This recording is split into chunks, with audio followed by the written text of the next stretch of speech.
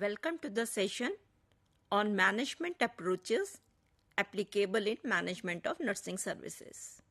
As we know, as a manager, nursing manager needs to have certain skills, have to adopt certain management styles. Same way, they have to keep in view certain management approaches which actually help them to understand and take decisions and to solve the issues. Let us first try to understand what is management approach. As the field of management evolved, there were various views and school of thoughts came up, and these different school of thoughts or views are termed as management approaches. These management approaches give guidelines how to practice the management and to deal with the certain situations. And various, you can say, the authors or the school of thoughts have focused on different areas. Like one school of thought has given more importance to efficiency, productivity and the cost. Maybe the other has given importance to the interrelationships or the personal relationships. So let us see what are the various approaches. First is classical approach, human relation approach, systems approach and contingency approach. Classical approach is the one of the oldest approach which actually emphasized on the term, that is, what is the purpose of the organization and what is the formal structure of the organization. Emphasis was on planning the work with the technical requirements of organization. More emphasis is given on technical skills and the work output of the organization. That is very important. You can say understanding of and purpose of an organization was given more importance in this school of thought because it will help the managers to understand how the organization works and how the method of working can be improved. That's why more importance were given on the work and the structure and the procedures. So there was less importance on human relations or interpersonal relationships. Identifications of objectives were given more importance because this will help them to understand what type of work is to be done, how it is to be distributed, what will be the processes of the work to be done, what procedures will be followed so that the productivity of the organization is increased. The specialization, because they emphasize there has to be a specialized people who has to do the work, and coordination among the workers and the divisions was very important. Concerned with improving the organization structure means they had efficiency has to be increased in this type of organization. That was given much more importance. And there are two types of classical approach, that is scientific management and bureaucratic theory. I think with the name only you can understand what do you mean by scientific and bureaucratic. So let us see first the scientific management approach. Scientific management approach was concerned with the improvement of management by means of increasing the productivity, the technical structuring of organization by provisioning of incentives for higher outputs. That means emphasis was on to achieve the objectives so that people work to achieve the objectives, and if the productivity is high, they will be given the incentives. So you can see again the work, performance and the output was given much more important than anything else, and monetary incentives was one of the factor that they thought will help to increase the productivity also. Main contributor was the Taylor, and he was also known as the father of scientific management. Taylor believed that in the same way there is a best machine to do a job, there is a best way or the method that people will complete the job. So you can see human beings were considered or maybe related with the machines. As the machine works, they do certain things and complete the job. Same way they thought human beings also will do the work and complete the task. But here, if you know, every situation is different. We cannot work as a machine as a human being. Even in the hospital you must have seen, even when you do certain procedure, you cannot do in a same way. Again, it depends upon the condition. Sometimes you have to improvise. So it's not like a machine one can complete the work. Yes, the steps may remain the same, but the procedure sometimes may differ. Taylor also considered that the processes are analyzed as a discrete task. There are certain steps which has to be completed, and one best way to perform such task is possible. That means there is a one possible way, one method to complete any task, and every task have small steps to complete, what I was explaining you previously.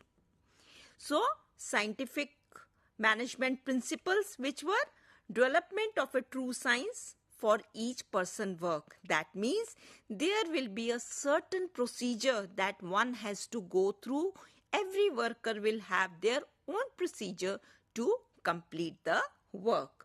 And there will be a scientific way of selecting these workers, giving them training, doing and placing them in a work which so that they are specialized in doing the work, and in case they need any training, they will be developed at the work in the scientific way.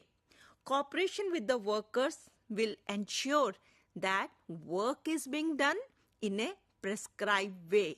There will be a division of work and responsibility between management and the workers. Even in the routine, you will see in the hospitals, there is a division of work, there is coordination, cooperation among the departments, there is hierarchy, output is seen, but it's not that something is fixed, that same thing will be done in a same way. It depends upon the situation. But yes, certain procedure, still what we also follow in the hospitals have to go through strict procedural guidelines. Maybe SOPs are there, which all of you follow in the hospital. Now the bureaucratic theory. As the name emphasizes, what do you mean by bureaucrat? Bureaucracy has common connotations, that is criticism, red tapeism and the rigidity. Development of bureaucracies as a mean of introducing order and rationality in an organization. This was emphasized by the Weber. Emphasis is given on importance of administration is based on expertise and based on discipline. That means there will be rules of experts and there will be rules and regulations to maintain the discipline. So bureaucracy is considered in that way. Bureaucracy characteristics. Tasks of organization are allocated among the various positions as per their seniority or as per their hierarchy. There is an implied clear-cut division of labor and a high level of specialization. Hierarchy and authority applies to the organization within the positions. If you see in the hospitals also, there is hierarchy is being maintained. Medical superintendent is given the highest post and they have the high level of specialization not only in their field but also they are trained in management and administration. Same way, the departmental heads It can be nursing head or the medical head or of the subordinate units. Then uniformity of decision and action is achieved through formally established systems and rules and regulation with the structure of authority which enables coordination within the organization. That means there is a formal structure of rules and regulation which everyone has to follow. One cannot divert from the rules and regulation in the bureaucratic system. Whatever rules and regulation are being made by the highest authority, one has to follow without questioning. That means there is impersonal orientation is expected among the workers and the officials. There is in-person relationship is not there. Again here the human relation component is considered very, very less. The organization or the manager considered when the worker comes to the organization, they have to follow rules and regulation laid down by the organization without questioning. They have to work and complete the task to achieve the objectives. In case there is any objection or someone wants to put their viewpoint or they want to ask something, there is strict procedures are there. If they do not even fulfill some of the task, there is certain disciplinary actions are being taken as per the laid down rules and regulations. And if decision also have to be changed, whatever is already laid down, there is certain procedures have to be followed. So there is a strict consideration of rules and regulation. So this was bureaucratic theory.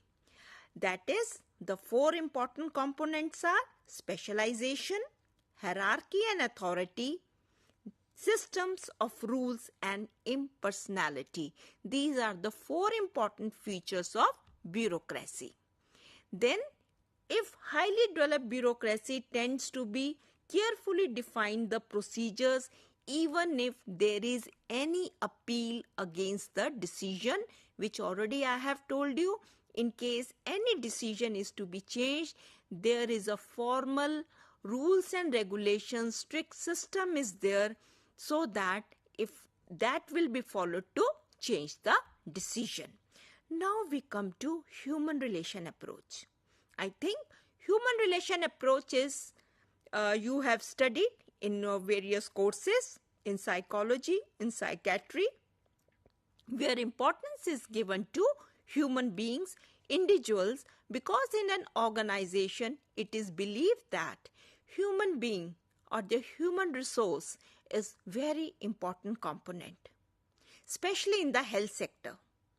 Without, if you have all your resources but your human resource is not trained or not taken into consideration, their views or not given importance, it's not possible to provide the care. Here we see what is human relation approach. Development of human relation approach came with the experiment of Hawthorne plant in the USA, where it was considered that human beings or human relation group, the group dynamics and the leadership, communication among the groups is very important.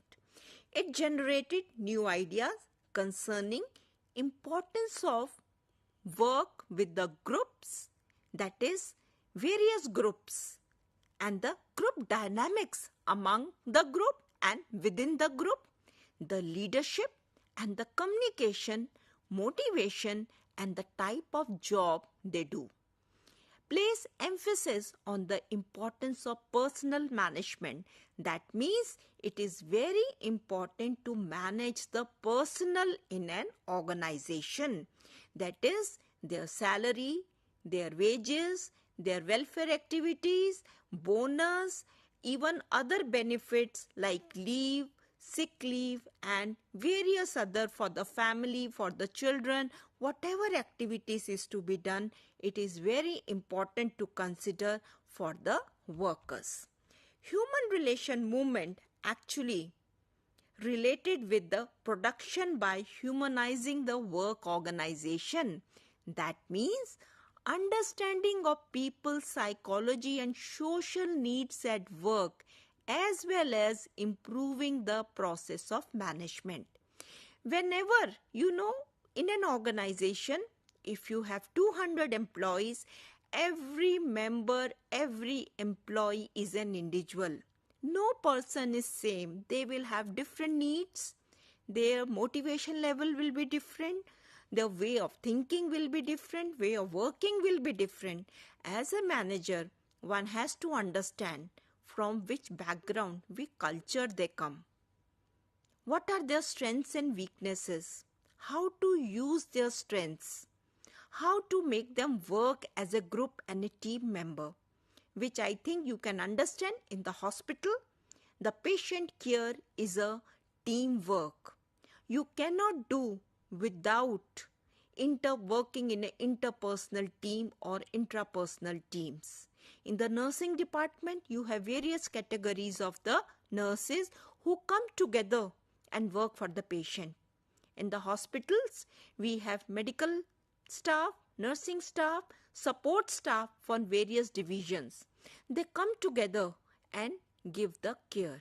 So as a manager, not only as a nursing superintendent, even as a ANS, ward in charge, even as a nursing officer, one has to see how you can get the work done from the each team member. Because you have to understand, even when your nursing aides or Safai Karamchari comes, you have to understand they also are human beings. They have their own needs. They come with some expectations. They also need to be motivated so that the patient care is smooth. Without their cooperation, it's very difficult to get the work done. Emphasis is given, already I have told you, psychological needs and social needs also, because human being is a social element, and hospital is considered also as a social organization. I think in the hospital you must have seen at 11 o'clock most of the people sit together and have tea for 5 to 10 minutes. They just go in the side room and gossip about their own personal things and certain things. Because they have their social needs, they have their problems and issues, they also want some solutions, they also want to share their happy moments with others. Even during lunchtime, they sit together and discuss various issues, official, non-official, gossip. So social needs are very important. Even the hospital, they celebrate all the occasions, not only with the patients, but they invite all the team members, irrespective from whichever field they are working, medical, nursing and allied health. So social needs are also taken care of in the organization.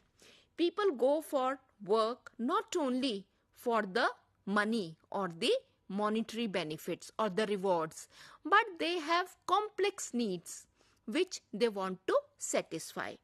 Approach emphasize on social needs of individuals and recognize work organization as a social organization and importance of group values and norms in influencing the behavior of work. If you will see, there are various groups in the hospital and every group have their own values and norms. Like nurses are one group, doctors are another group, pharmacists are another group, and each group have their values and norm, and which is visible when they talk, when they work, when they coordinate, when they socialize, we can see that. Now next is systems approach. I think with the name also you can understand that every organization is a system.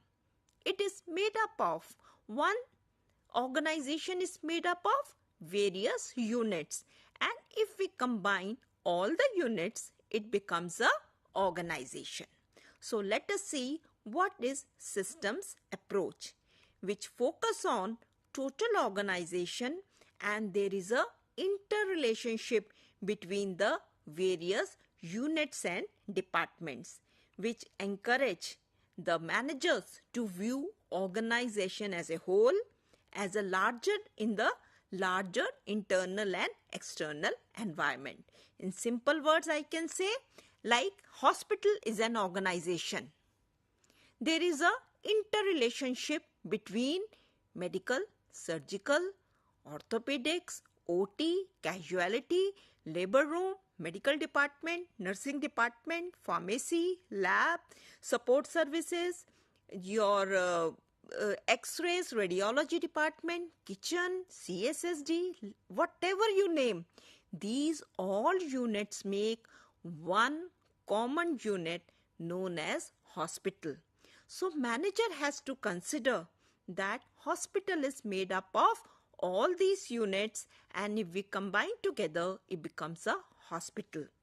And one has to visualize what are the internal environmental factors, what are the rules, regulation, policies, values, what is the policy of a hospital, what type of group and what type of people are coming in the hospital, and what are the external environment which influence these organization. It can be the government policies, health policies, financial policies, it can be your purchasing policies. There are so many things which influence the hospital as a system. If you see, what are the Burnet's view of an organization? Organization is a system of coordinated activities and forces. Organization exists when people communicate with each other. They are willing to achieve the objectives, and elements of organization are communication, willingness, and common objective. That means every organization is a system. A system has objectives to achieve. Like in hospital, the main objective is to provide quality care to the patient, cost-effective care with the keeping in mind all the policies and the plans of the hospital. And there are different people in the organization. There are different units which coordinate, interrelate, they communicate with each other so that the patient care can be achieved and patient is satisfied with the care of the hospital. And the willingness to work, that is very important. When they come to the hospital, they are motivated, they are interested, they are willing to work. That's why nowadays commitment and the willingness to work is given so much of importance, because hospital job is very stressful. Unless there is a group feeling, group support, people are motivated to work, they may have burnout. They may leave the job. How to retain the staff? It is very important.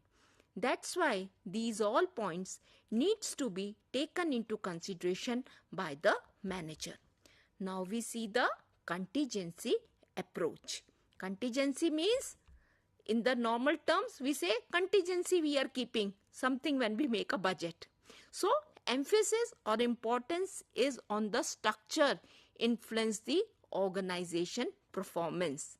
Structure of the organization and its success are dependent on each other, and is the nature of the task with which it is designed to deal with, and the nature of environment it influences. That means if hospital is made general hospital, it is designed like to have patients with the general conditions. Any patient can come to the hospital for the routine care.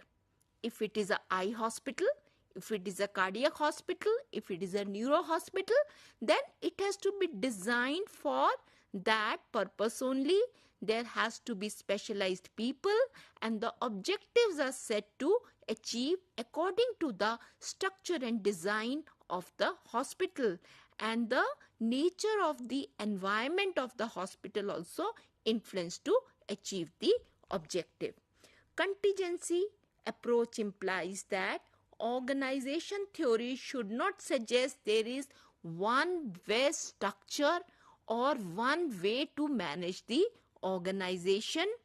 It should provide insight into the situational and contextual factors which influence the management decision.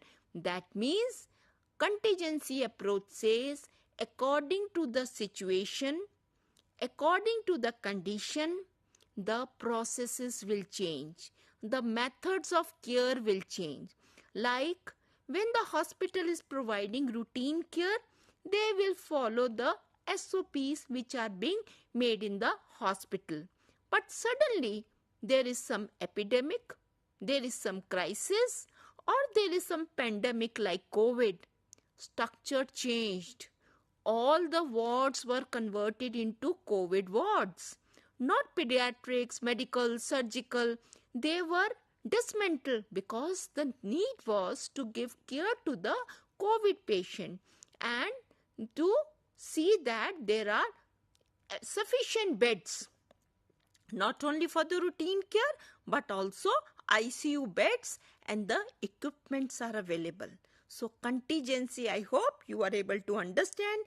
Anytime there is a disaster, fire, flood, or any epidemic of the disease, hospital will change the procedures, structure, and they will train their staff in advance. Otherwise, immediately they have to see the staff leave is cancelled and the staff is available on the job. Contingency, handling the situations in emergency.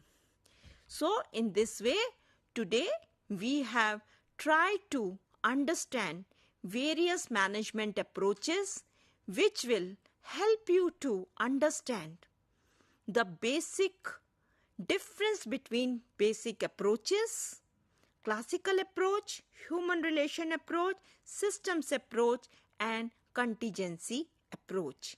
Each approach have their advantages and disadvantages, and each approach give emphasis to certain components.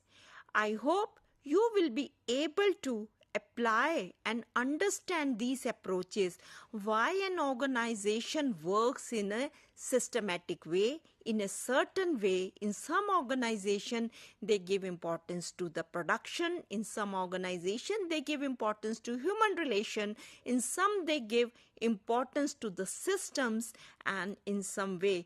But most of the time you will find all the organization uses all these approaches to manage the situation, because no one approach or the style is adequate to handle the situations.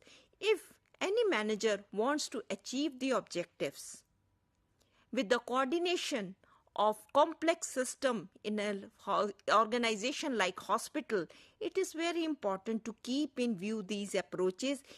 Even as a nurse administrator, you have to see, because you have to coordinate with all the departments. You have to get the work done from the human beings. Human resource is very crucial. You have to handle them very carefully and understand them. I hope this will help you to understand organization as a system, how it coordinates. There are various groups, they have their own values, and they all come together to achieve the objectives, and they need to be motivated and interested to do the work. Thank you.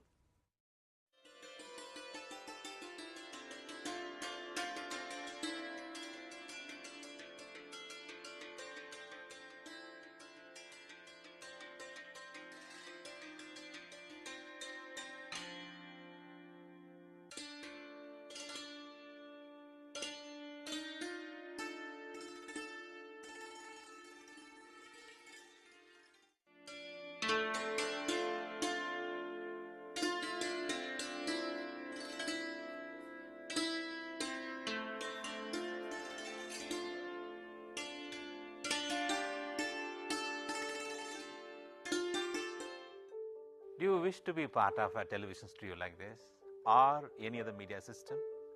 Or already part of any media system, want to enhance a new set of skills? Welcome to School of Journalism and New Media Studies.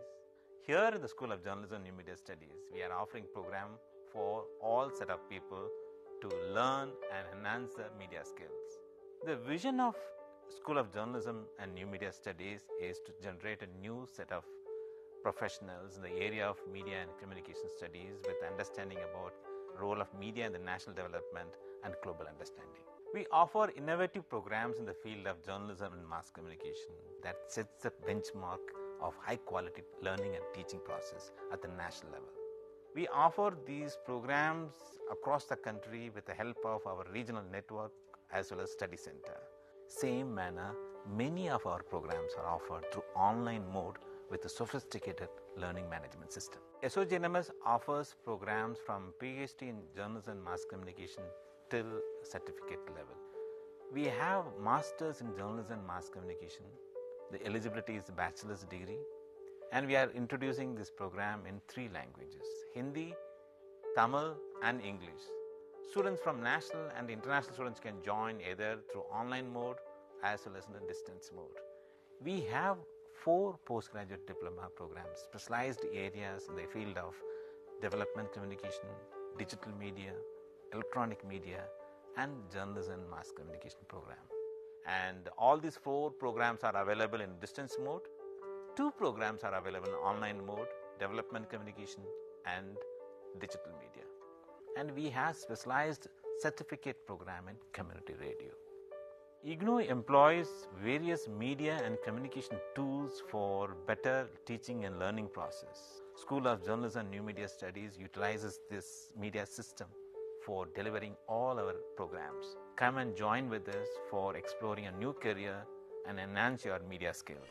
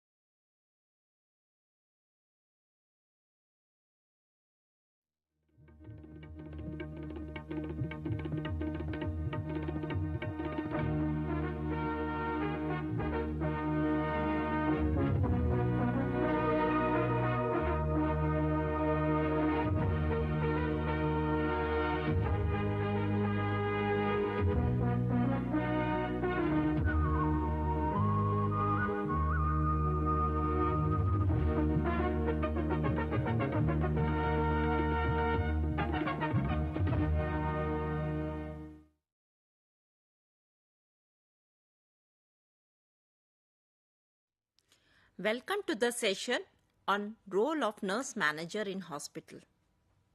It is very important to understand how hospital is changing and how the role of a nurse manager is changing in the hospital. Even the World Health Organization report State of World Nursing has given the importance to the nurses in the future so that by 2030 the Sustainable Development Goals can be achieved.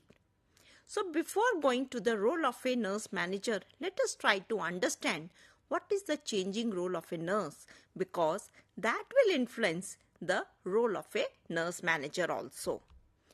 As per WHO, it is very important that nurses play very important role to achieve the Sustainable Development Goals and leaving no one behind. That means they have to provide the care to all the people at all the places of all the age groups, and globally it is very important to understand that globally they play a very important role. Nurses make central to the taking care of the patients and to achieve the national and the global targets in relation to communicable diseases, non-communicable diseases, achieving the universal health coverage, patient safety, emergency response and preparedness, and the delivery of integrated people-centered care. It is very important to understand this scenario of the care is changing and the scenario of role of a nurse is also changing over the time. No global health agenda can be related or realized without the involvement of a nurse manpower or a workforce within the interprofessional health team. It requires actually the change in the policies, interventions, and the investment in the nursing education, skills, job, and leadership.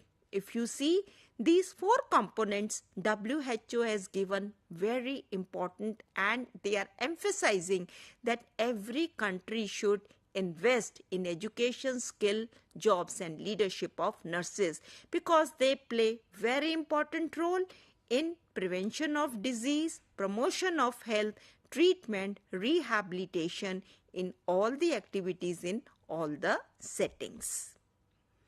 Nurses' responsibility and roles as advanced practitioners, clinicians, leaders, policymakers, researchers, scientists, teachers are important for effective functioning.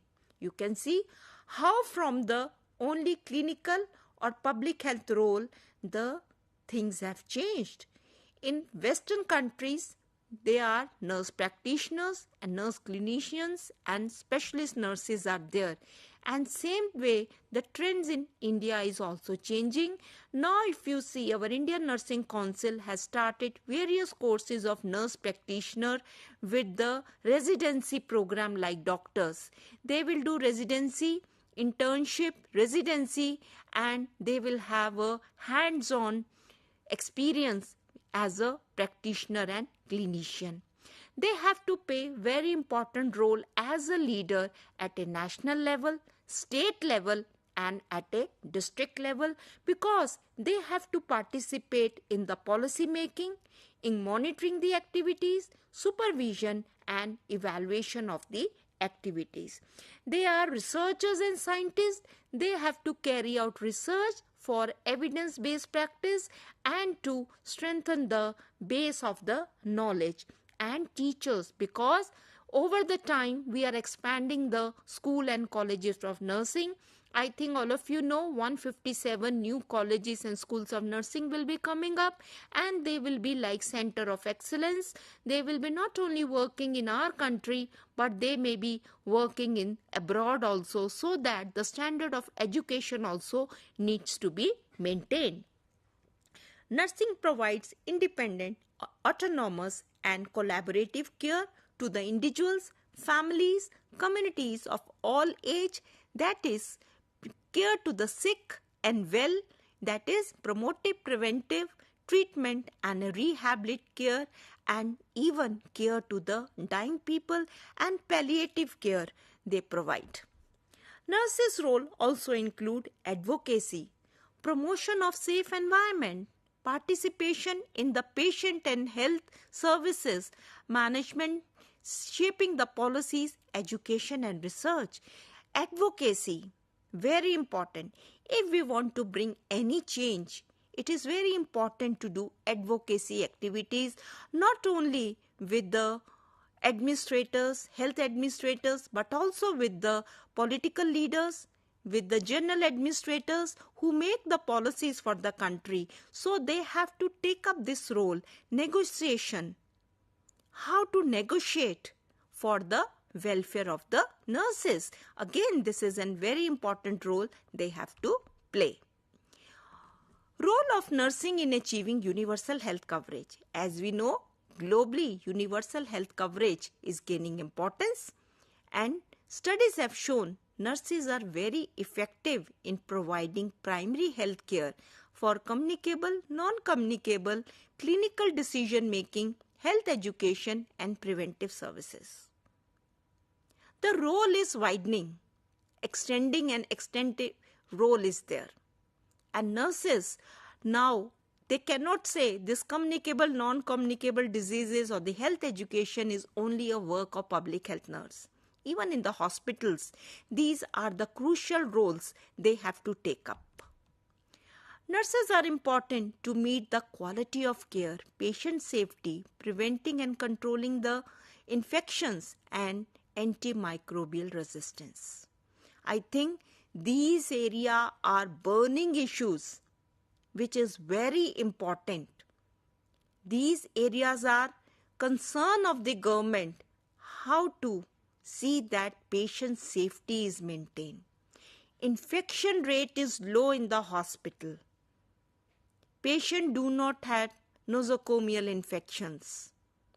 And antimicrobial resistance, I think at the World Health Organization agenda also antimicrobial resistance is a big issue, because the way the antibiotics are being taken by the people, the way it has been prescribed, it is seen that most of the antibiotics have a resistance towards the various microbes and the diseases. It's very difficult to treat the disease.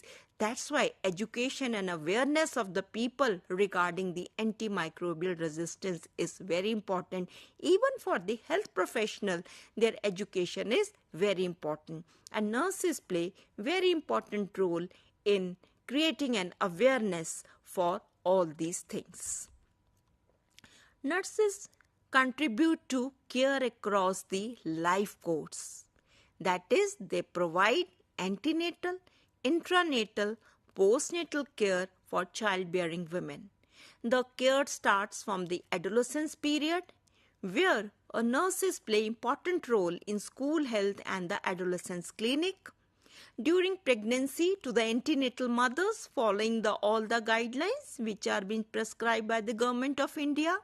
Intrapartum care, so that mother and child are healthy, and newborn care is provided not only at the hospital but also at the home. And one of the parts still neglected is postnatal care, which has to be strengthened, and nurse manager has to see how they coordinate in the community when the mother goes to back home with the baby, how the postnatal care effective, and they come for follow-up also. Neonatal nurse with specialized skill in newborn care are effective in delivering special support and timely high quality care to the newborns, because under 5 deaths, neonatal care is very, very important, not only in the hospital, because after normal delivery nowadays mother is discharged after 1 day. Then the care at the home is very important. So nurse manager has to see how they train their nurses, how further they train their family members and the mother to take care of newborn and the mother at home. Then nurses play very important role in the provision of care to the elderly. As we know, elderly population is increasing. They have various health problems, but due to certain social factors, financial factors, various other family factors, the old people are not able to take care of their health. Even nowadays, you have seen in the cities and even in the rural areas, when children go out, the parents are left alone. Who will see to the parents and provide the care? So elderly homes, care in the elderly homes, they are not very effective in our care, in providing the care, because they do not keep trained nurses in the elderly homes. So nurses in the hospital has to see how they manage. Some of the hospitals, they have adopted certain villages, certain areas where they go and see these elderly also. So as a nurse manager, one has to see how the care to the elderly is also provided, keeping in view their constraints. It can be health constraint or socioeconomic constraints. They have to understand actually their views, and they are being involved in emergencies, especially accidents, injuries, heart attacks, prevention and responding to epidemics, outbreaks, various disasters and humanitarian crises. I think COVID is one example where nurses has actually played a very important role. Even during tsunami, many nurses were part of the team where they went and provided the care to the people in the tsunami area. So you can see in the highways, accidents are there, and in some highways, the health centers are being made, and in the evening and night only nurses are available there. And they have to be trained.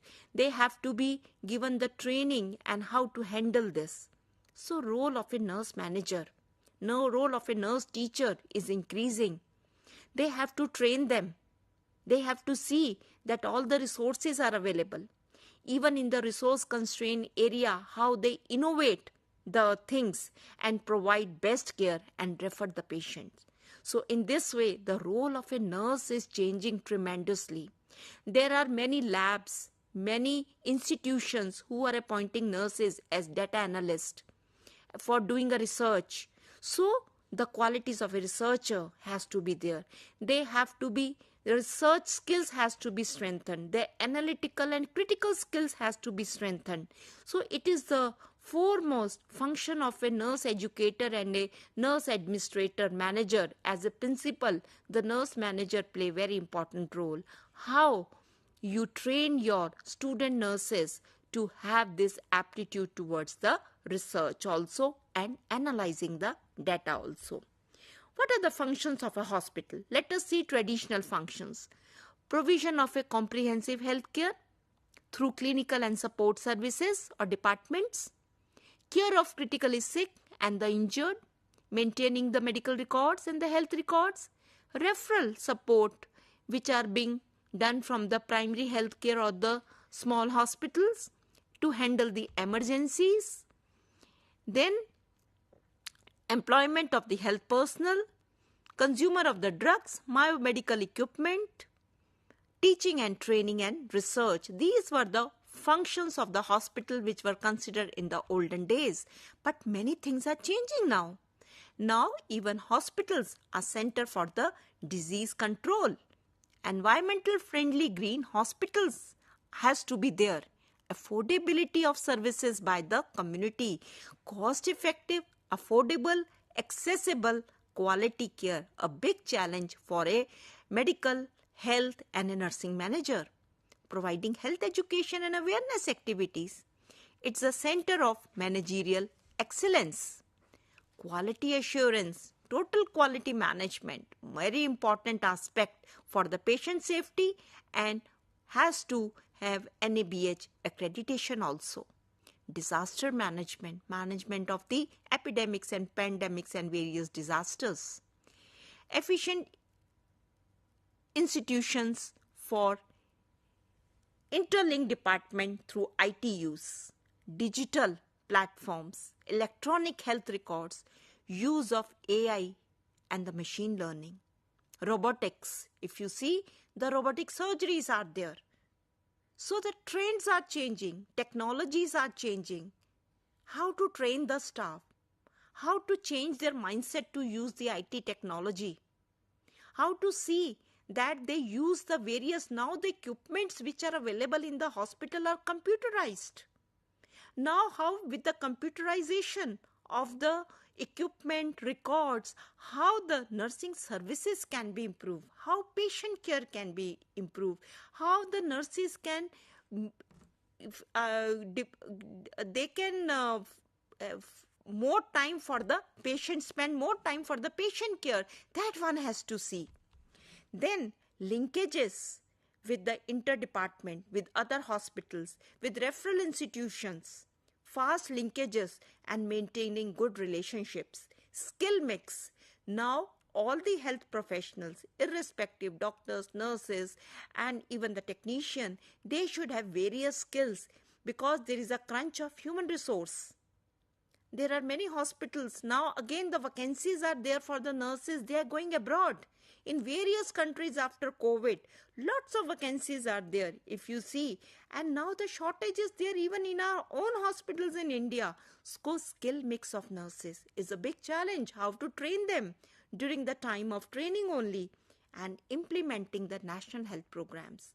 It's not only the duty of a public health people, by all the hospitals, they are involved in implementing the national health programs. So as a nurse manager, you can see how the role of nurses is changing and how your role as a nurse manager will also change. There are many challenges issues, so that even the nurse manager has to upgrade their knowledge and skill so that they can strengthen their department and put up their requirements as per the need. So nursing service department, nursing services are to plan within the framework of overall health policy. Nurse manager should be aware of the hospital policy so that they can plan the nursing services within that policy, because the aim is to provide highest possible quality care, cost effective care. They have to see how they assist the doctors in various procedures and what procedures they can do independently. And nurse manager, nurse department has to see how they promote the in-service education of the nurses and the research in the hospital, which is very weak. So this area has to be taken care of, educating the nurses on the job and conducting the research activities. What are the functions of your nurse administrator or nursing administration? They have to set goals and objectives for the nursing department within the policy of the hospital, because within the available resources also participate in the formulation of hospital plan, policies, procedures, guidelines and the various emergency plans also. Like your nursing superintendent or CNO is a part of various committee with the medical superintendent, DMS, additional MS to make all these policies. Seeking resources to achieve this objective. Nurse manager has to see that nursing department receive all the equipment and supplies. They are involved in the purchase committee. They are involved in the quality assurance committees. They are involved in various committees to take the decisions. Implement plan activities and coordinate with and monitor the activities and the care. Use critical analysis, decision making and problem solving skills. Very important skills. Every nurse manager should have training how to take decisions, how to critically analyze the reports, how to critically analyze the patient condition and take the decisions for improving the patient care. Then what are the objectives of nursing department? I think again to provide quality care within the policies and plan of the hospital, to assist the patient and families to be self-reliant.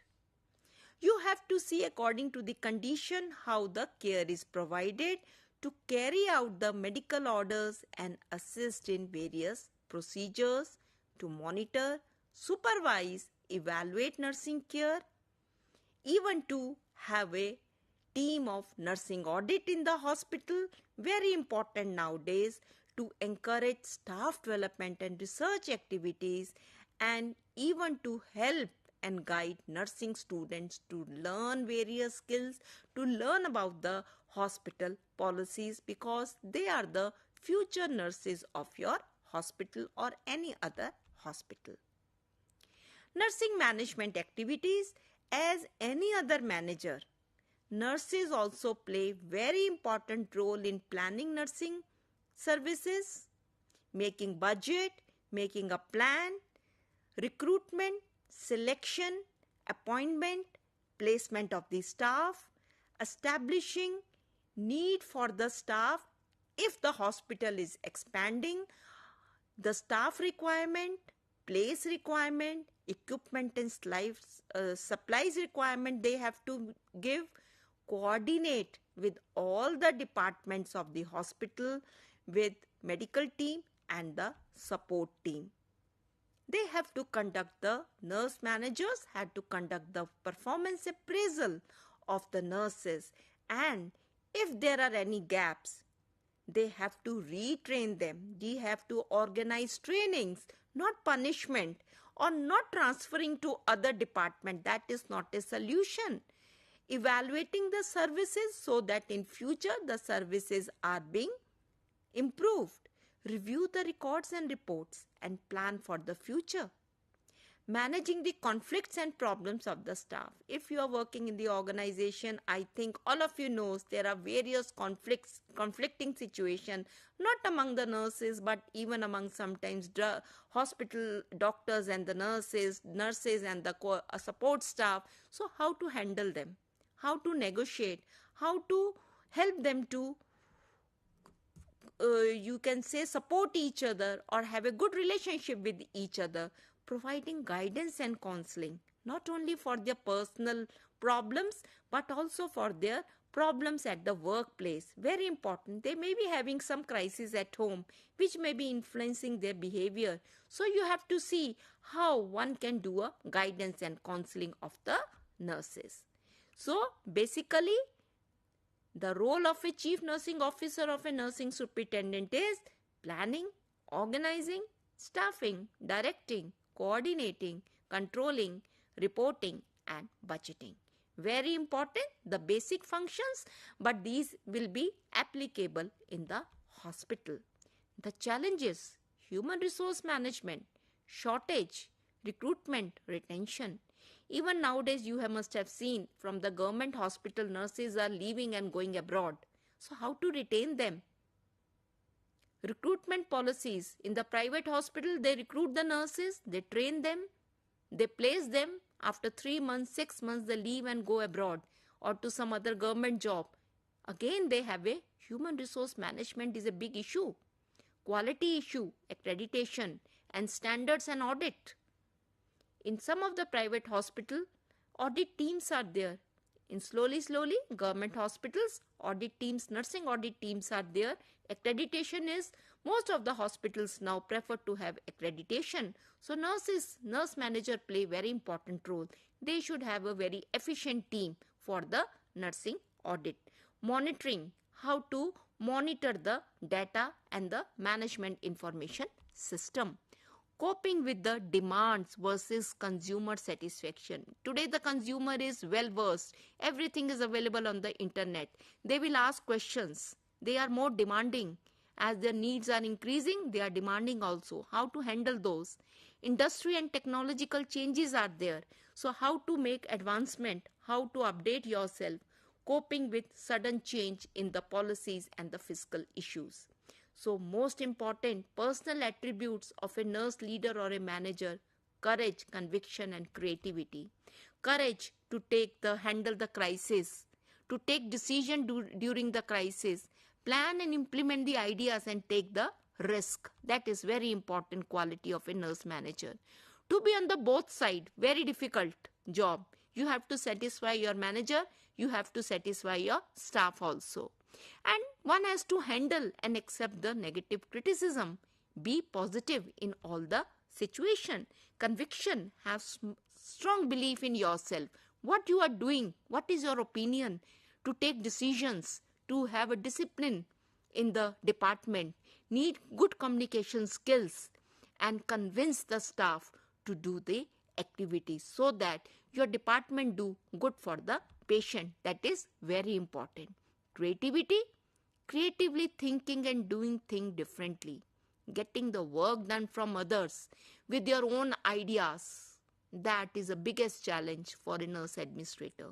So how you are creative, convincing others, convincing yourself, and how courageous you are in the hospital. Very important to see that. These are some of the important roles of a nurse manager, because time is changing, nursing requirement is changing, nurse's role is changing. So nurse manager needs to be creative and courageous to handle the risk, handle the situations, and to handle the most important, the human resource, and to retain them. Thank you.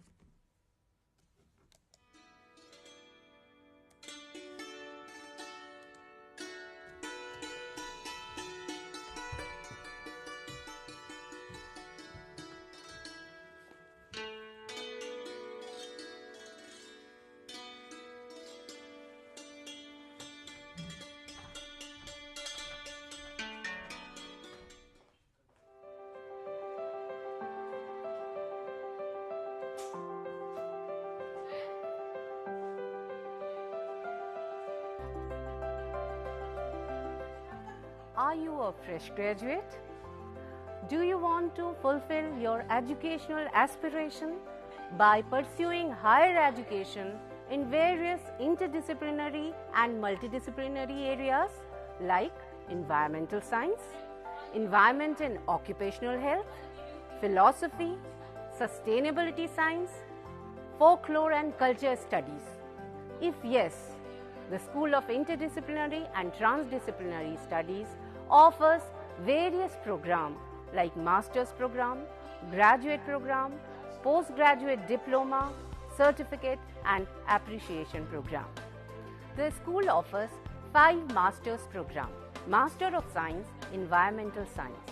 The eligibility criteria for M.Sc Environmental Science is Graduate in Science, B.Tech, BE, Agriculture Graduate, Forestry Graduate and Veterinary Graduate. School also offers Masters in Environment and Occupational Health, Masters in Sustainability Science, Masters in Philosophy and Masters in Folklore and Culture Studies. The eligibility criteria for these 4 Masters program is graduate in any discipline. School also offers various socially relevant and need-based PG Diploma program like PG Diploma in Sustainability Science, PG Diploma in Environment and Occupational Health, PG Diploma in Folklore and Culture Studies and PG Diploma in Migration and Diaspora Studies. The school also offers PG Certificate in Climate Change and Avshist Prabandhan Mein Praman Patra. The school also offers 2 doctoral programs, PhD in Environmental Science and PhD in Interdisciplinary and Trans-Disciplinary Studies. The school offers various innovative technologies and multimedia for providing a very excellent student support system. The study material is of high quality. The learner support is provided through Gyan Darshan, Gyan Vani, IRC, Swayam Prabha and Swayam channel of IGNOU. For more detail, please log in to IGNOU website. For online admission in these programs, visit school site and also the Samarth online education portal of IGNOU.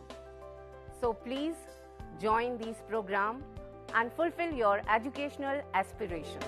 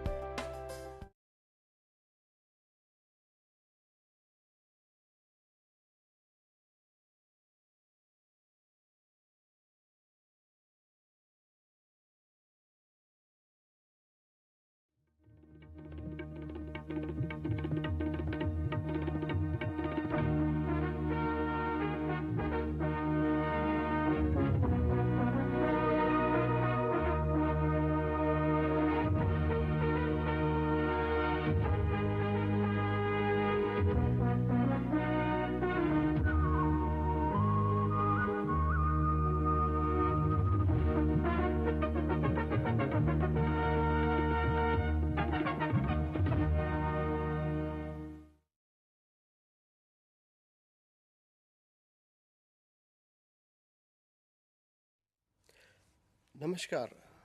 Dear viewers, today we'll be discussing about a very important topic in India, if you look at it. The topic is crop residue burning, challenges and management. The issue of crop residue burning has come in the recent past. If you look at it, it is a grave concern in India and Southeast Asia. When you look at the reasons, there are many. Particularly if you look at it, the changing dynamics in the agricultural landscape is the foremost important reason. In today's session, we'll be talking about the drivers of crop residue burning. What are the challenges the farmers, the management, the administration are facing?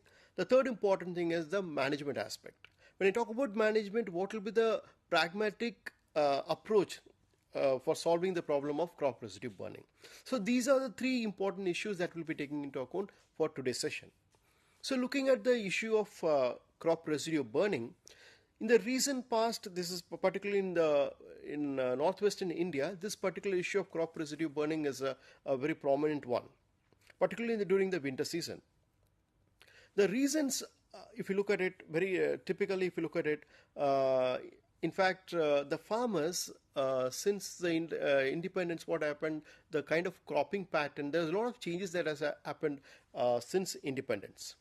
The government policies, particularly the two important policies are very important that has driven the farmers to go for the paddy and wheat cropping system.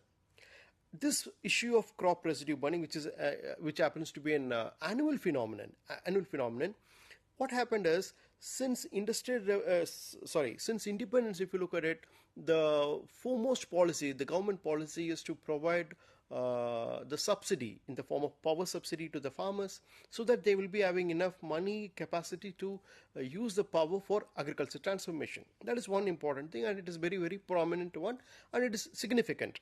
The second important thing is the support given by the government in terms of the minimum support price for paddy and other crops, in fact 23 crops. The basic purpose of the government is to increase the agriculture production, to increase the agriculture area under the food grain crops. The policy, the objective of it is very good. But what happened is, particularly in certain part of India, particularly in northwestern part of India, these two phenomena has caused a lot of changes in the agriculture landscape. First important thing is assured income. Because of assured income, what happened, that was a prime driving factor for the farmers to go for food grain crops like paddy and wheat crop, because they've been assured of the income. So because through the MSP, that is called minimum support price. So the farmers were tempted to go for paddy and wheat crop instead of going for a traditional crop like maize. So in this particular Punjab and Haryana, there was a transformational shift was there towards paddy and wheat crop. That's one thing. The second important thing is the power subsidy. When I talk about power subsidy, because electricity is free and it's highly subsidized, because of that thing, the farmers had enough ability to use the groundwater. And this particular region, if you look at it in Trans-Gangetic Plain, Punjab and Haryana, it belongs to the Trans-Gangetic Plain. So where there is a problem of water, so the farmers has to use or tap the groundwater. For tapping the groundwater or use the groundwater, they need electricity power, and that has been subsidized. So what happened? The second reason is that the farmers they went for this particular paddy crop, which is very, very intensive crop. When I say intensive crop, it requires a lot of resources, particularly the water, the fertilizer, a lot of resources it's requiring. So these are the two important reasons that driven the farmers to go for paddy crop and wheat crop. Very interesting phenomenon. And this particular energy intensive or resource intensive cropping system, that was prominent since 1990s. Before that, they were mainly the crops like cereal crops like maize, wheat were there, cotton was also there.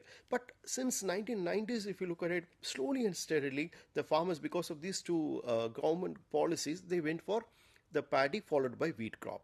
And if you look at it, the acreage, net sown area, almost in Punjab, from 30 to 50% there was increase in paddy acreage.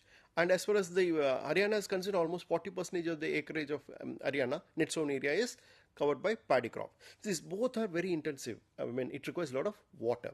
And because of cultivation of this paddy crop, both in Punjab and Haryana and other parts of the Trans-Gangetic Plain and Upper Gangetic Plain, what happened? There was a lot of constraints as far as groundwater utilization is concerned, because there was slowly and steadily, if you look at it, the groundwater level has reduced in these 3-4 states. That is one prominent environmental phenomenon, drawback. But what happened is, this particular paddy crop, because of the more of water has been used, groundwater has been used, there were a lot of technological pressure was there, and the farmers wanted to increase the agriculture production.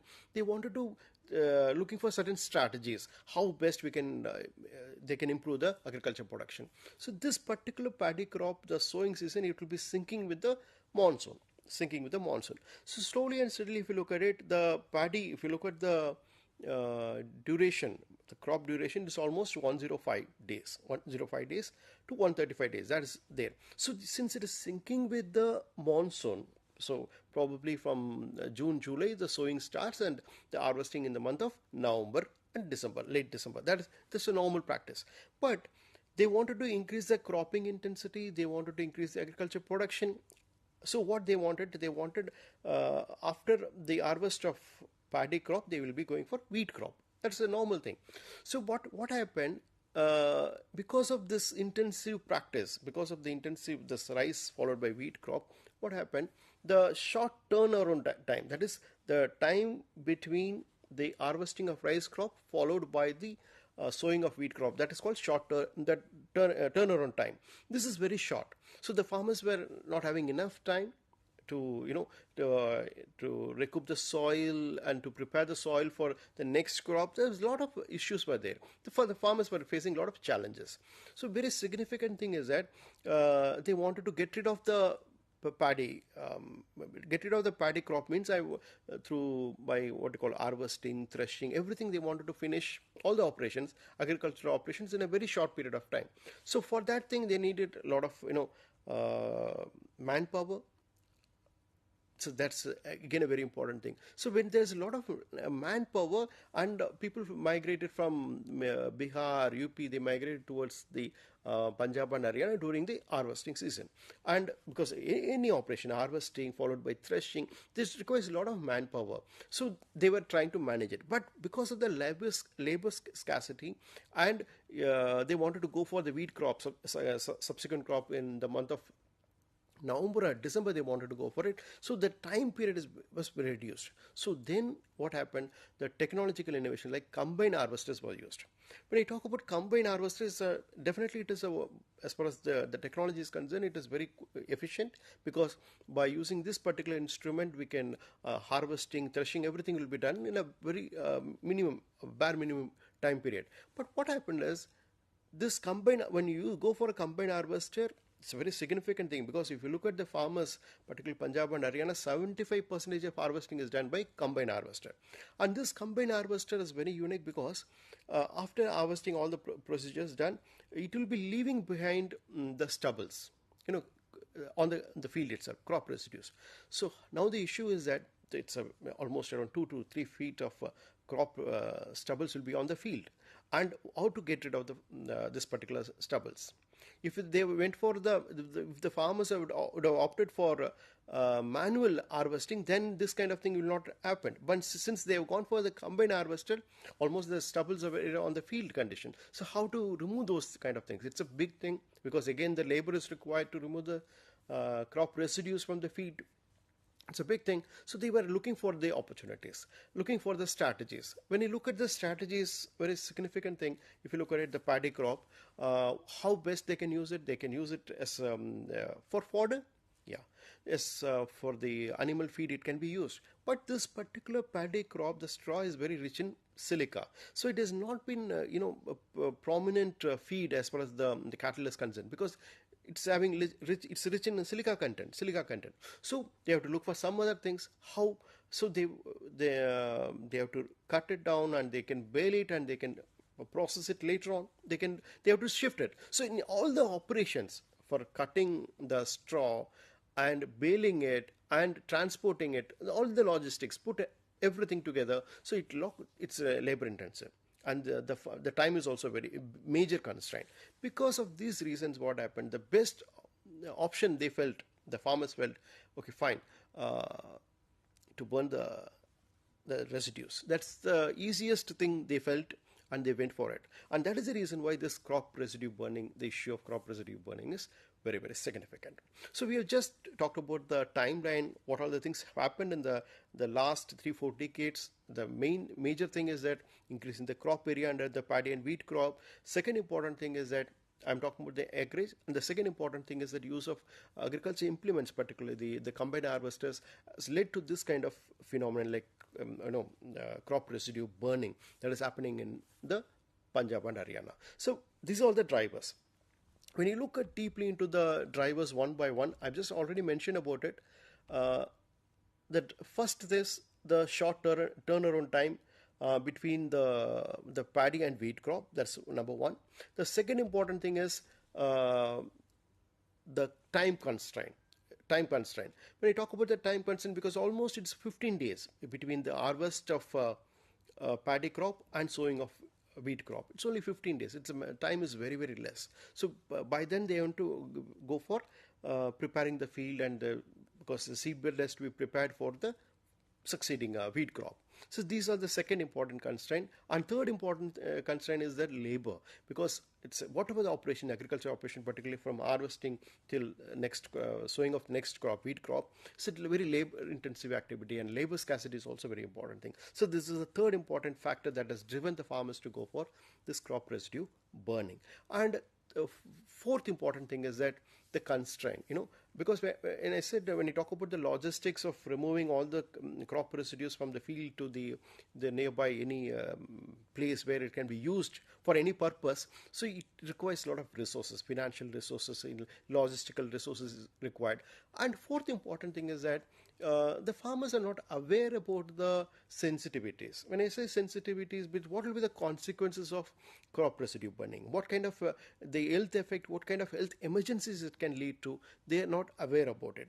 This kind of, the ignorance also may be the reason for this crop residue burning. These are the factors, factors that has driven the farmers to go for crop residue burning. Let us see the challenges also. From the farmer's side, it's fine, they have gone for it, and there are a lot of challenges also.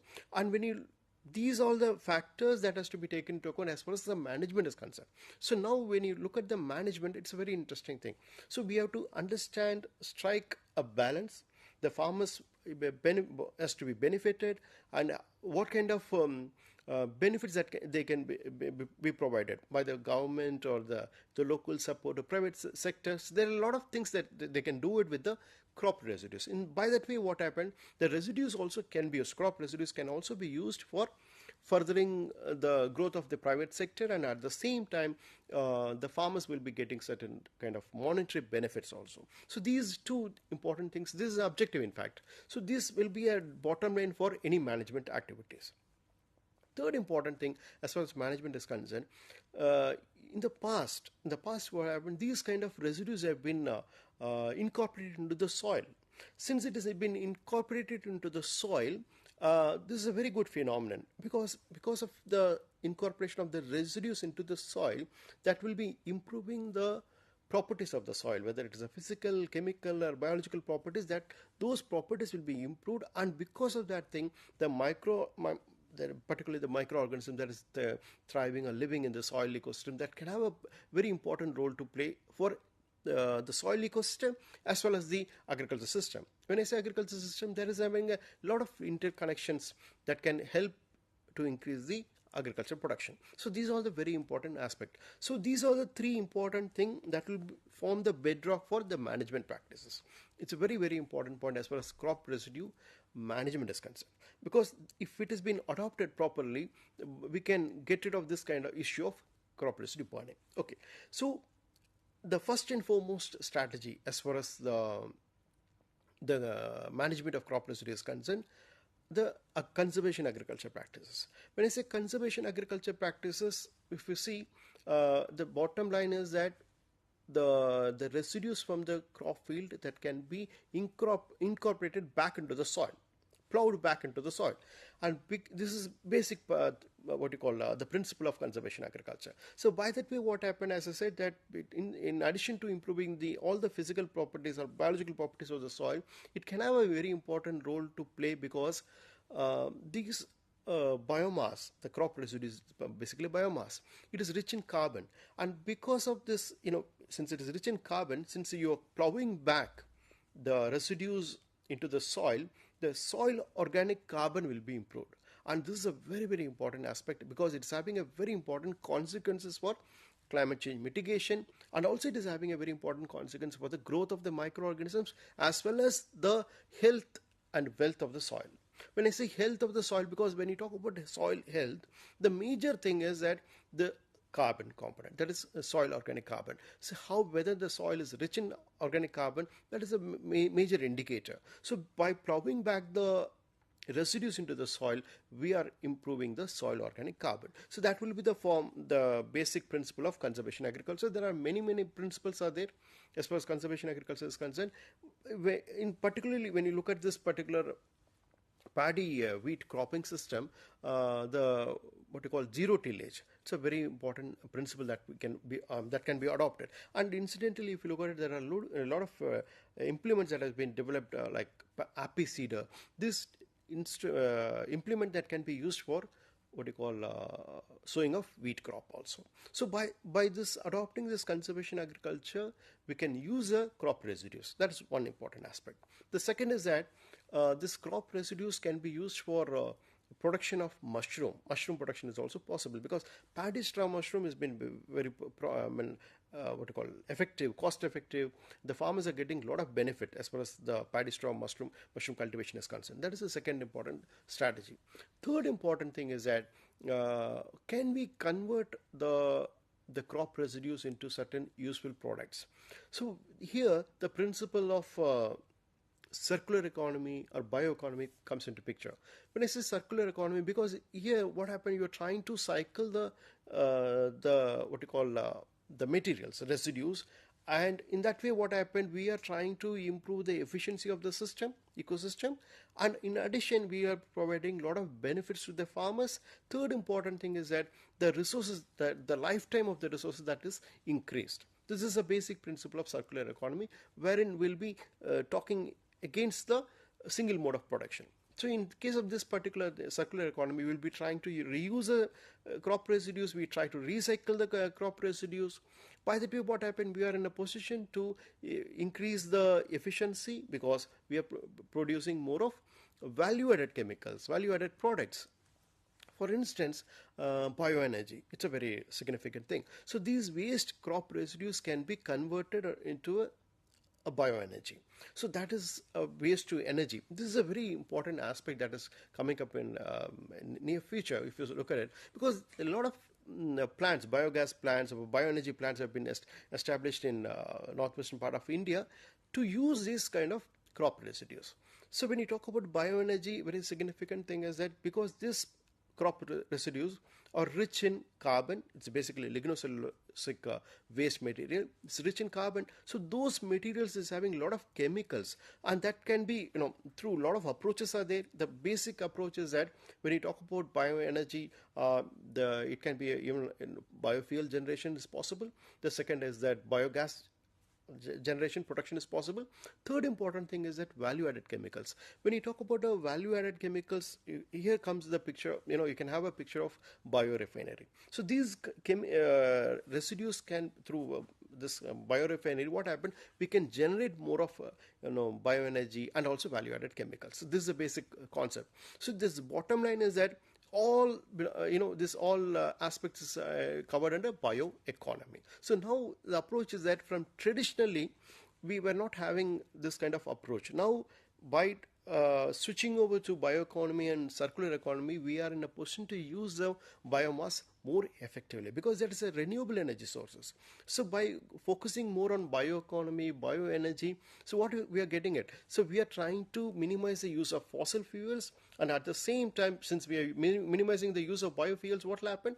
Definitely it is help us in climate change mitigation. That's the most important point. The second important point is that because we are talking about bioeconomy, yes, biomass has been used for production of, as far as the mushroom production is concerned. Even very important aspect is that even this biomass can be made into palatable, more palatable, because in that way, what happened? This can be used for as a feedstock also for the animals. So that is the most important aspect that has been covered in bioeconomy approach. The third important thing is that when you talk about the use of this crop residues into waste, energy material. So this bioenergy, biofuels, and third important thing is that when you talk about the chemicals, It's a very significant aspect because a lot of the chemicals have been generated by using this paddy straw. And of course, there are a lot of challenges also there as far as the usage is concerned. What are those challenges? The challenges is that these kind of materials, the crop residues are, lignocellulosic materials. When I say lignocellulosic material, the basic, these kind of materials require certain pre-treatment because the structure, when you look at the structure, the cellulose and hemicellulose, it's been linked so tightly, it has to be removed. And this kind of tight linkage has to be broken down. And for that, a lot of pre-treatment is required. When you do this kind of, whether it's a physical treatment or a thermal treatment, when you go for it, so that will enhance the conversion process, conversion of this, the residues into value-added products. So that is a very key challenge that is there as far as the residue to energy generation is concerned. Third important thing is that the cost aspect. When I talk about the cost aspect, for example, how the farmers will be getting the benefit if they sell the produce, that is what you call that crop residues to the collection agent or a biogas plant or even the bioenergy generation plant. If they wanted to sell it, so what kind of benefit they'll be getting it? Whether it will be optimal.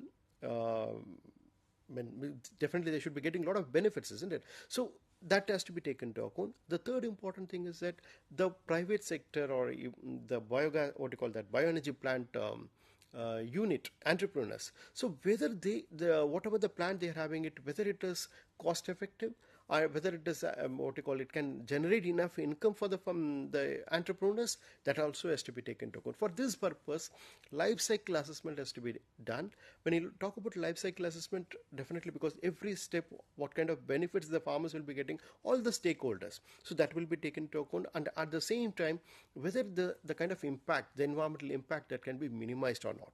So when you talk about the impact, definitely when a farmer is going for a crop residue burning, a lot of chemicals have been, a lot of pollutants that has been released into the atmosphere that causes a lot of disbalances to the ecological system. So the most prominent one is that it is causing a lot of public health issues. And very significant aspect is that the aerosol, the SPM, that is particulate matter, and even the climate pollutants like carbon dioxide, nitrous oxide, methane has been generated because of crop residue burning. So to put it in a nutshell, today we've discussed about the driving force of crop residue burning and what are the challenges the farmers are facing, or even the institutions. I'm talking about the state government and central government, what kind of issues they are facing. And the third important thing is that what kind of management strategies that can be adopted. When you talk about the management strategies, the best strategy is that to switch over to circular economy and bioeconomy, wherein the major thing is that we will be trying to convert the residues, crop residues, into value-added products, particularly the energy. Thank you very much.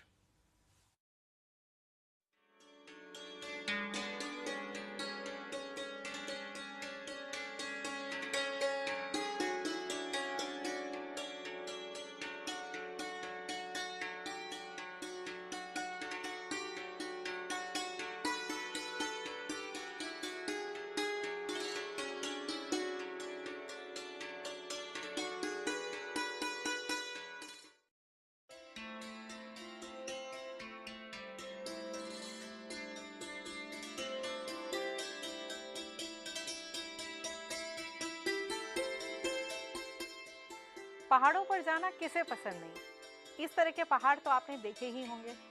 चलिए आज आपको विशेष प्रकार के पहाड़ों की सैर कराते हैं। ये हैं कूड़े के पहाड़, जिनके बोझ तले दुनिया दबी जा रही है। इन कूड़े के पहाड़ों में हैं हमारे घरों, कार्यालयों, उद्योगों से निकलने वाली बेकार की वस्तुएं, जैसे इस्तेमाल किया हुआ कागज, फटे कपड़े, पुरानी लकड़ी, धातु, कांच के सामान, सब्जी फलों के छिलके, पुराने मोबाइल, लैपटॉप इत्यादि। कूड़े के ये पहाड़ न केवल शहरों में बल्कि गांव में भी पाए जाते हैं। अपशिष्ट की बढ़ती हुई मात्रा और इसकी विषैली प्रकृति हमारे पर्यावरण और स्वास्थ्य को नुकसान पहुंचाती है। कभी सोचा है इसका निपटान कैसे होता है, या क्या होता है इन कूड़े के पहाड़ों का? कैसे हम इस समस्या से छुटकारा पा सकते हैं? इन सभी प्रश्नों का उत्तर देने के लिए इंदिरा गांधी राष्ट्रीय मुक्त विश्वविद्यालय अपशिष्ट प्रबंधन में प्रमाण पत्र कार्यक्रम प्रस्तुत करता है।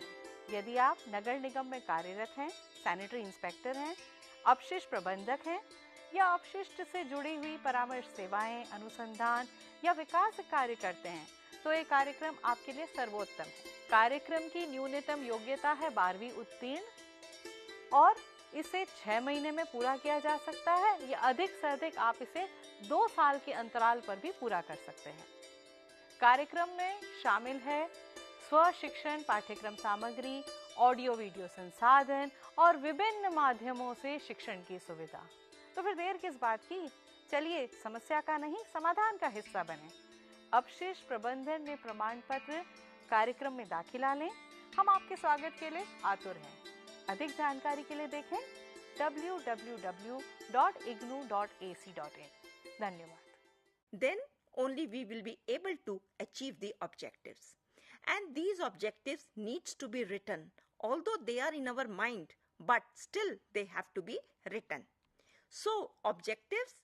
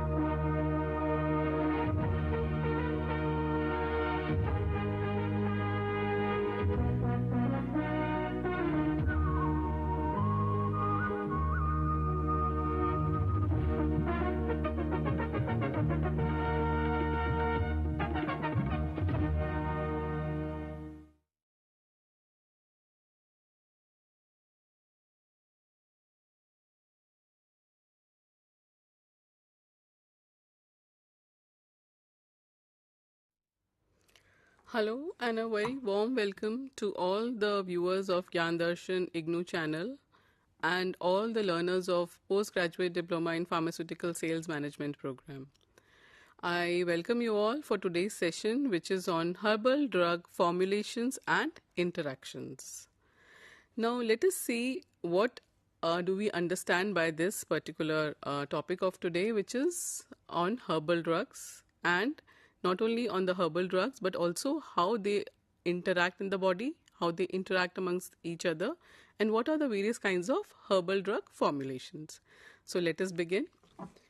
The objectives of today's presentation is what are herbal drugs? First of all, classification of herbal drugs and herbal formulations. Also today we will see what are the various types of drug interactions, and we will try to understand the mechanism of herbal drug interactions. Now to begin with, what are herbal drugs? As the name suggests, herbs we understand they are the plant parts which are commonly known as herbs, and drugs we know they are the medicines.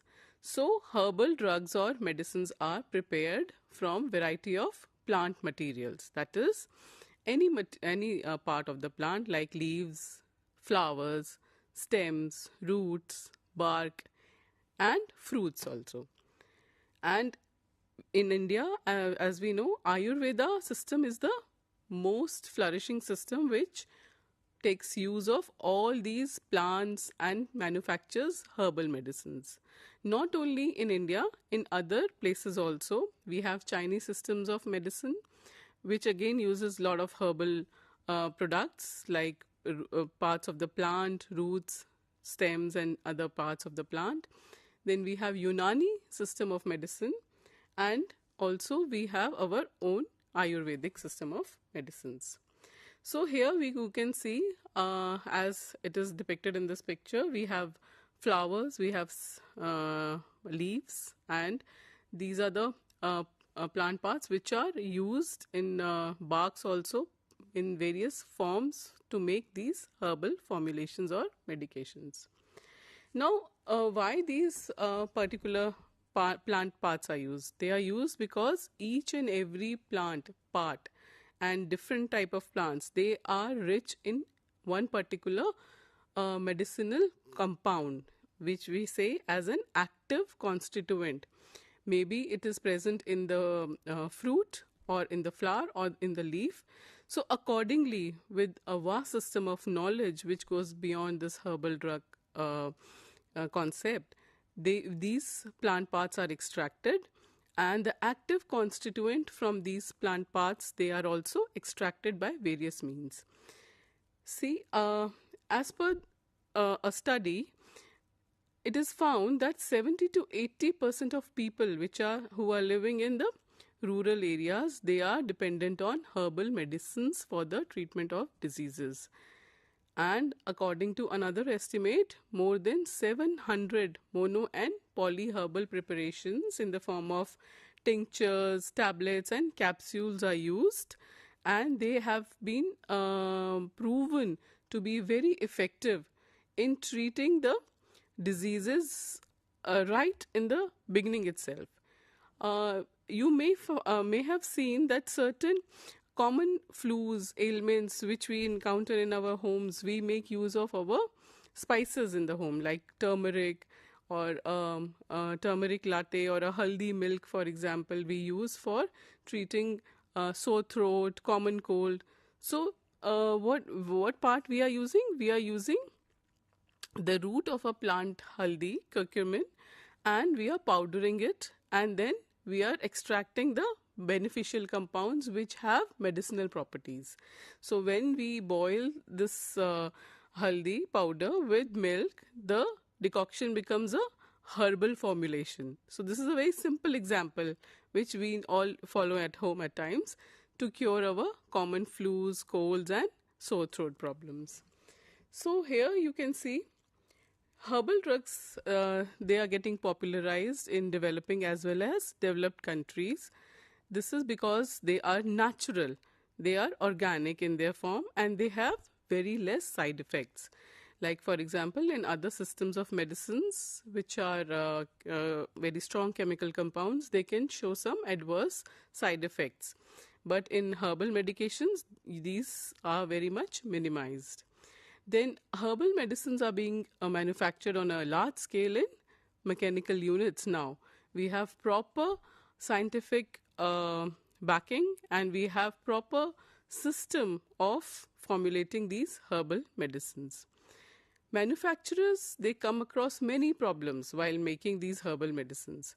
Now, what are these problems? First is that the availability of raw material, good quality raw material, is not very easy. Then authentication of raw material, that yes, this is the appropriate and the right kind of raw material. See, in herbal drugs, what happens mostly is that when you are extracting leaves or bark or any flower or fruit, since they are all organic in nature, they can decompose very fast. So they are prone to decomposition and fungal attack very fast. So it is very important that if you are gathering any plant material in bulk, it should be properly stored, and there and then, like we also see, like when we buy vegetables, any green leafy vegetable, it can perish very fast if we do not keep it in the refrigerator, if we do not store it properly. So similar is with the herbal drugs. If we want to extract the drug, the constituent within the leaf or the bark or the root of that plant part, it should not get spoiled. It should not decompose. So we have to be very careful that the quality of raw material should be very good. Then availability of standards. We have seen that manufacturers of these herbal medicines, they always come across this problem that there is no standardization in which we standardized parameters in which we can say, yes, this particular drug is coming up to this mark, or the constituents are that much. But now this thing is becoming more and more scientific in nature. So any drug which is herbal drug which is being manufactured from a plant part, it is undergoing a lot of SOPs, standard operating procedures, and it is the potency of each and every medicinal compound has to be properly mentioned, it has to be properly governed, and it should be standardized. Okay. So proper standardization methodology also has to be followed. Like in the manufacturing process, the proper methodology has to be followed, as well as while the constituents have to be properly standardized and mentioned on each and every herbal formulation. Then quality control parameters, like for if we have to say that the the allopathic medicines which are available in the market, they undergo a lot of quality control procedures. Similarly, for herbal medicines also, now these quality control parameters are coming up, and they are also being followed in a proper scientific manner. So if you have to manufacture these herbal medicines on a large scale, these are the points which you should keep in mind, that the good quality raw material should be used, standardization should be properly done, storage of raw material should be proper, it should not get spoiled, and quality control parameters should be followed. Now, what are the various classification of herbal formulations? If we see here, then we can say that herbal formulations can be classified broadly as herbal medicines or herbal cosmetics. Now, in herbal medicines, these are, as you can understand, these are the herbs which are considered to be medicinally important. That is, they have some therapeutic role in our body to treat some or the other diseases. So, they possess pharmacological properties and they are able to cure the disease, and that is why we say they have therapeutic uses. Now, the use of a herb is varied as naturopathic medicine, Unani, Siddha, homeopathic system of medicines. So each and every system of medicine has a different practice. In homeopathic, you must have seen most of the medicines are standardized, like the tincture has to be there, and the small the sugary pellets which you have seen in the homeopathics, they are standardized, and the tincture quantity is put on that. So every system of medicine has a different methodology of getting the plant constituents extracted and converted into a medicinal format. Now, let us see what are the various kinds of herbal medicines. Now, some of the important and common Ayurvedic formulations I will just describe here. There are about 10 of them. And they are having Indian names. First of all, we can say here we have Anjan. Anjans are known as eye preparations. They are medicated fine powders, and they are intended to be used for eyes for their local effect. Then we have another herbal medicine which are ark, which is known as which are the distillates. They are known as arks, and these are the distillates or the essence or the liquors which are made by soaking the drug in water for a certain amount of time, say 24 to 48 hours, and they are being then boiled and distilled. The extract is collected as a distillate. So these are the arks. They have medicinal properties.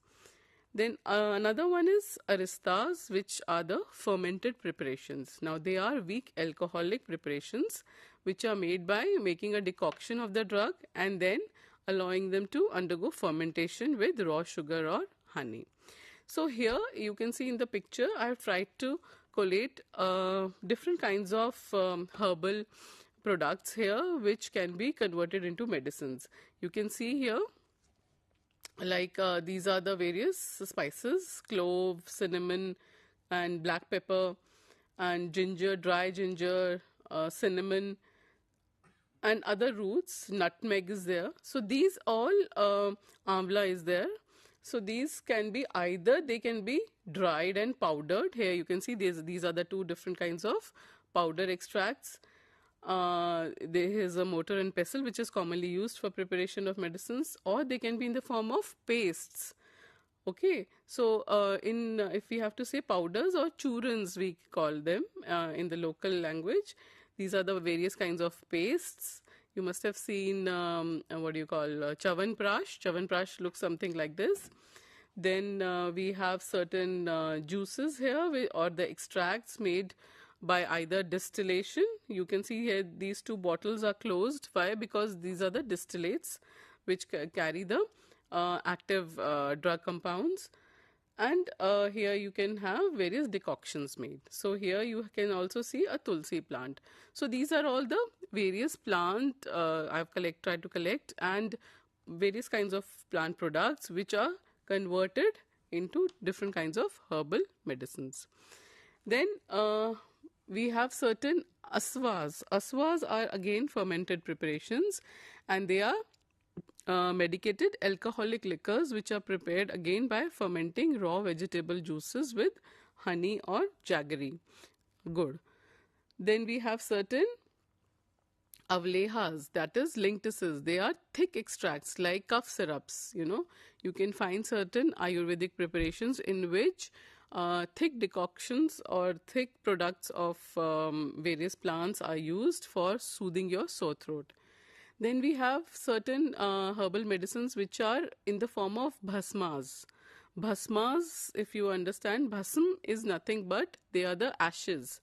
And these ashes are prepared from various minerals, and they follow different methods. The vessel in which they are prepared, the amount of heat which is given to them, they are actually burned. So that is why they convert into ashes. But during burning also, while combustion process, they react with maybe the vessel and how these various kinds of bhasmas are made. So they have another therapeutic property, maybe in a copper vessel or in a silver vessel, So when they react during combustion, their properties change, and then they are used in certain kind of ailments.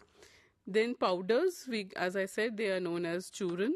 So these powder mixtures can be prepared by mixing dry minerals or animal or even vegetable substances. Dry ginger powder, dry other powders are commonly used in our households. Then we have certain ghritas. These are medicated ghee or oil. Now, these medicated ghees or clarified butter, you can say that many plant parts are either kind of boiled in these ghees, ghee or any clarified butter or oils to make them medicinal. And while we are doing this, the water of the plant product gets removed, and the extract, which is of medicinal use, gets preserved or locked in that fat. So we also know that there are certain vitamins which are fat soluble. Similarly, there are certain medicinal compounds which are more soluble in ghee or oil in the fats. So here we are using little bit of turmeric juice to purify them. Then another kind of herbal medication is vati or gutikas. We get small pills. They may be of various kinds of plant products. Manda again is a decoction which is prepared with the help of water and one part of cereal, which is usually rice. So you see here there are different kinds of processes which are followed traditionally, and all these various processes with regard to the various plant products lead to manufacturing of different kinds of herbal medicines. Another important classification of herbal formulation is herbal cosmetics. Now, herbal cosmetics, you can understand, they may be, you can see in the picture, these are various kinds of flowers which are here. They are not only used for enhancing the beauty, the skin, for making the skin better, but also for making perfumes and other cosmetic products. So what are the various, on what basis can we divide these herbal cosmetics? These are either on the basis of the dosage form or the part of the organ or the body where it is applied. Okay. On the basis of the dosage form, if we classify these herbal cosmetics, then we can say that they may be in the form of emulsions, such as vanishing cream or a cold cream. They may be in the form of powders, face powders and other tooth powders, for dental use, or in the form of cakes, essential oils. Essential oils are also extracted, like eucalyptus, you must have seen. Eucalyptus is a very famous plant leaf of the eucalyptus is used for extracting an essential oil which is used in common cold and flu. Then here you can see this is an entire collection of various kinds of herbs which are present, and each and every herb has a different use altogether. So all these various kinds of leaves you can see here, they are having some or the other medicinal component which is they are rich in. And the knowledge of this is very, with our ancestors, and it has carried on. So we should preserve this knowledge. We should use it more. So each and every oil or a herb here, the leaf here, can give us some or the other beneficial compound which can be used as a herbal cosmetic or a herbal medicine. Then these are the various kinds of herbal cosmetics like jellies, which can be used in for hand lotion, mucilages, suspensions, which are also used for enhancing the beauty, pastes maybe in the form of toothpaste and other solutions, and soap manufacturing products. Now, on the basis of the organs of the body, we can say it can be applied to skin, to face, hair, nails, teeth, mouth, and other parts. Now, what are the various kinds of herbal drug interaction? Now, this is very important. We have understood what are the various kinds of formulations of herbal drugs, but what are the various kinds of interactions? Now, see, we may be taking either a pill in the form of a pill or in the form of a decoction or a liquid, whatever. But these herbal products can also interact in the body, and they can produce various kinds of effects. Now, what are the different kinds of herbal drug interactions? Let us see. First of all, there is drug-drug interaction. You can see on the screen. First is drug-drug interaction, second is drug-nutrient interaction, and the third is herb-drug interaction. Now, what is drug-drug interaction? Drug-drug interaction occurs when two or more drugs react with each other, and it can cause unexpected side effects. Now, for example, if we are mixing a drug which you take, which helps you sleep, or maybe a sedative, and also if you take another drug which is known for allergies.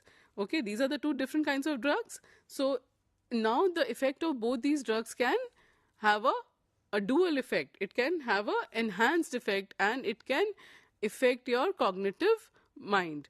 So these two effects, these two drugs, if taken together, they can make a person a little dizzy, and other activities like driving and all can be impaired.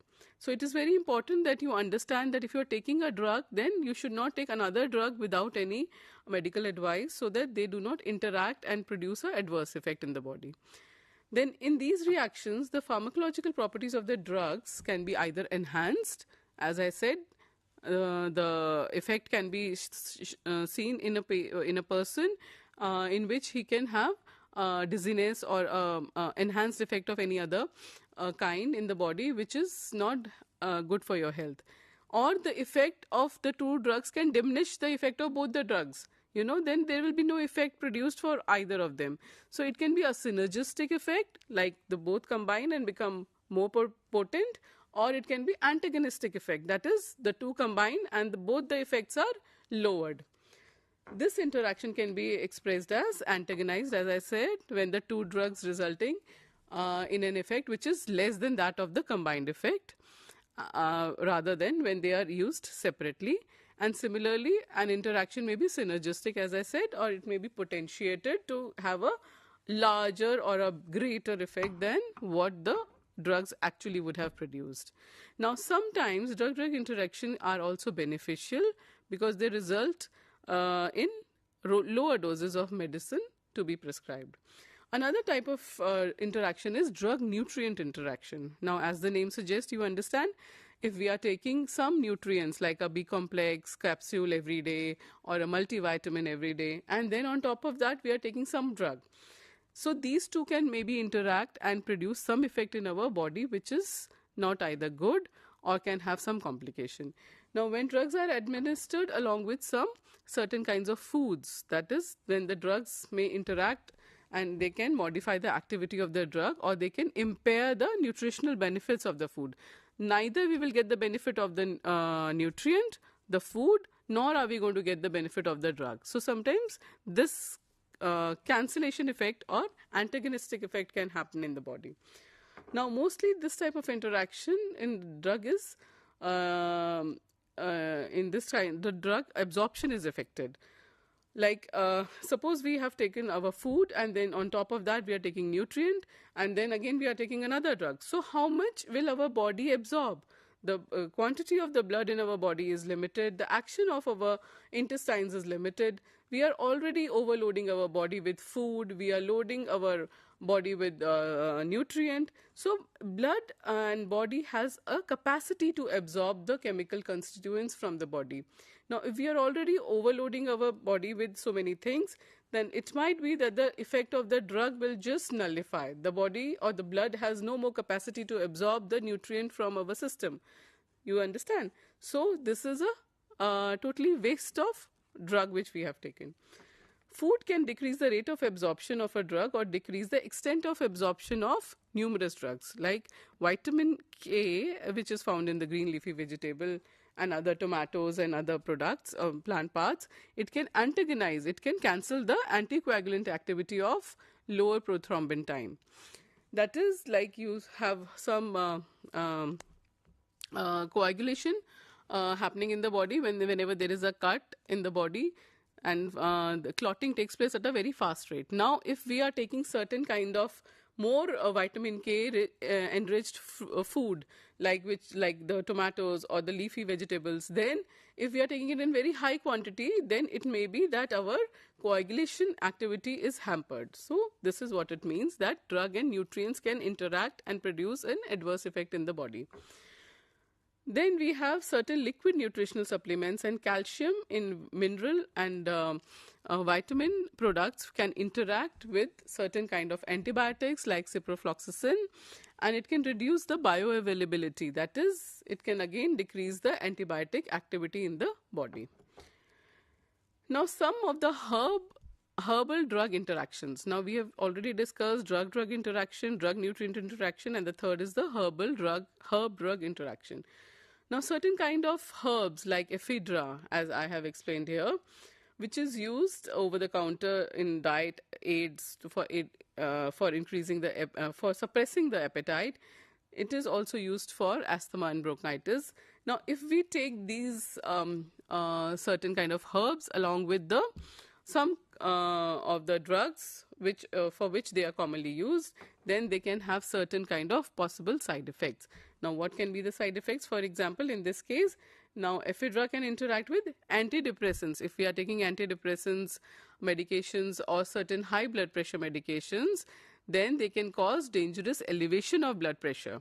Okay, so some herbs, they should be carefully taken so that they do not interact with the already prescribed medicines which a person is taking. Now, here again, you can see in the next slide, there are certain common herbs like garlic, ginger, ginkgo, which we have in the house. And now the properties of these should be known, that we have garlic, ginger, and it is used for reducing nausea, vomiting, and vertigo. But it can also produce certain kind of side effects, like garlic can increase bleeding, ginger can also increase bleeding, and it can hamper the clotting property. It has an anti-clotting property, and it can hamper the activity of the medications that we take. Similarly, ginseng and licorice, we have different kind of herbs. You can go through our study material and study all these medications in detail. Now, there are certain interactions which involve herbs with the allopathic medicines. Like, for example, a drug warfarin, it can interact with vitamin E and ginger, and again, it can increase the anticoagulant activity. Prolonged bleeding can happen. So, the mechanism of herbal drug interaction I have already discussed. The pharmacokinetics, like it can either have decreased absorption, or it can have synergistic and antagonistic effects, and it can also inhibit the metabolism. Okay, so here we have discussed, let us sum up, that what are the concept of herbal drugs, what are the classifications, and various type of drug interactions that happen in the body, and also the mechanism of drug interactions. So thank you very much, and I wish you study this particular course, that is on anatomy, physiology, and pharmaceutical chemistry in the postgraduate diploma in pharmaceutical sales management first course. So wish you a very happy reading. Thank you.